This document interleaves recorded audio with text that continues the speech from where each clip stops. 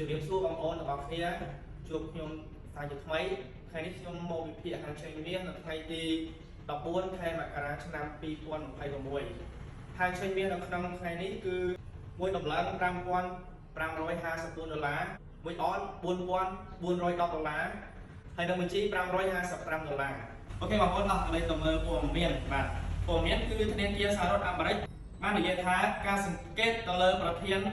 Fed លោក Jerome Powell អាចពន្យាពេលក្នុងការកាត់អត្រាការប្រាក់បាទអញ្ចឹងដូចយកមិញគឺយើងមានព័ត៌មាន CPI គឺតនន័យចេញមកគឺរក្សានៅដដែលគឺអតិបរមាគឺនៅ 2.7% បាទអញ្ចឹងដូច្នេះហើយគឺធ្វើឲ្យតម្លៃហាងឆេងមាសគឺធ្វើការកើនឡើងខ្លាំងមែនទែនគឺដុល្លារអត់ល្អ